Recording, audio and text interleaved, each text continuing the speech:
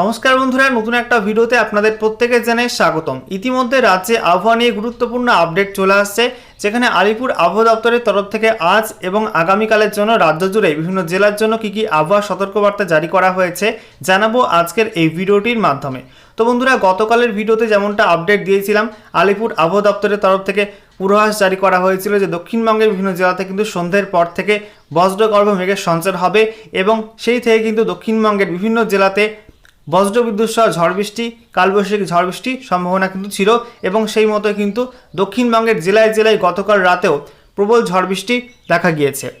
তো আজ এবং আগামীকালের জন্য আলিপুর আবহাওয়া দপ্তরের তরফ থেকে রাজ্যের কোন কোন জেলার জন্য কালবৈশাখী ঝড় বৃষ্টি এবং সেই সঙ্গে বজ্রবিদ্যুৎ সহ ঝড় বৃষ্টি সহ অন্যান্য কী কী আবহাওয়ার আপডেট দেওয়া হয়েছে দেখে নেব অফিসিয়াল নোটিফিকেশান থেকে এবং অফিসিয়াল আপডেট থেকে। তো চলুন বন্ধুরা, শুরু করা যাক। তার আগে আপনাদের প্রত্যেকে জানাবো, ভিডিওটি ভালো লেগে থাকলে, ইনফরমেটিভ বলে মনে হয়ে থাকলে অবশ্যই ভিডিওটি লাইক এবং শেয়ার করে দেবেন এবং সেই সঙ্গে এই মুহূর্তে ভিডিওটি আপনি কোন জেলা থেকে দেখছেন এবং আপনাদের জেলাতে এই মুহূর্তে আবহাওয়াটা কেমন রয়েছে অবশ্যই কিন্তু কমেন্ট বক্সে কমেন্ট করে লিখে জানাবেন। এছাড়া নতুন দর্শক হয়ে থাকলে আবহাওয়া সংক্রান্ত লেটেস্ট আপডেট পাওয়ার জন্য চ্যানেলটিকে সাবস্ক্রাইব করে নিয়ে পাশে থাকা বেল বাটনে ক্লিক করে অল নোটিফিকেশন অপশানটিকে অন করে রাখবেন। লেটেস্ট আপডেট আপনি সবার প্রথমে পেয়ে যাবেন। তো প্রথমে আমরা দেখে নেব আবহাওয়া দপ্তরের তরফ থেকে যে নতুন আপডেট জারি করা হয়েছে রাজ্যের আবহাওয়া নিয়ে, সেখানে কি কি বলা হচ্ছে। তো দেখতেই পাচ্ছেন, জানানো হয়েছে আপাতত আগামী শনিবার পর্যন্ত দক্ষিণবঙ্গে ঝড় বৃষ্টি চলবে, জানিয়েছে আবহাওয়া দপ্তর।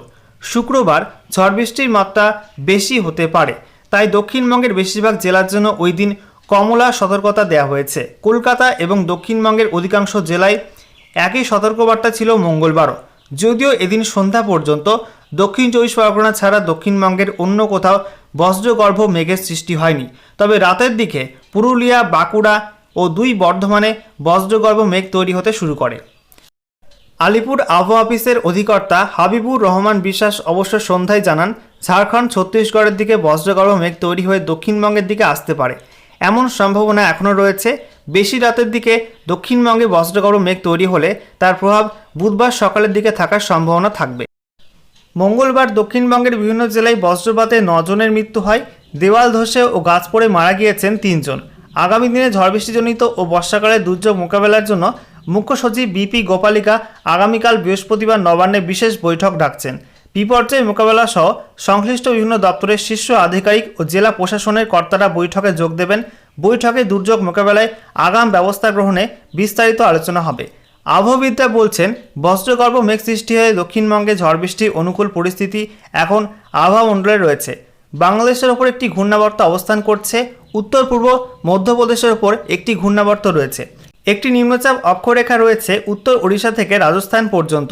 এর পাশাপাশি বঙ্গোপসাগরে উচ্চচাপ বলয় থাকার কারণে বায়ুমণ্ডলে প্রচুর পরিমাণে জলীয় বাষ্প ঢুকছে, তার ফলে বজ্রগর্ভ মেঘ সৃষ্টি হচ্ছে।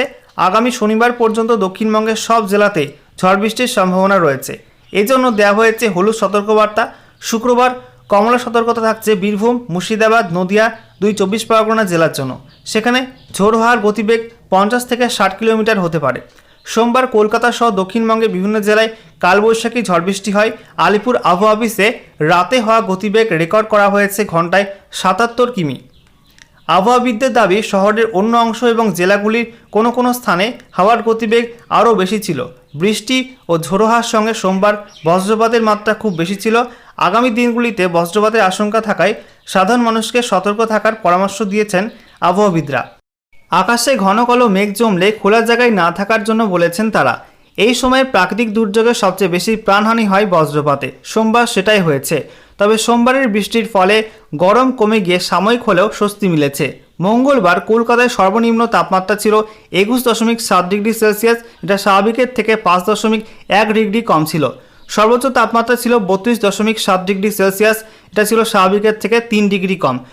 কয়েকদিন আগে তাপপ্রবাহ পরিস্থিতিতে কলকাতায় সর্বোচ্চ তাপমাত্রা 43 ডিগ্রি ছুঁয়েছিল।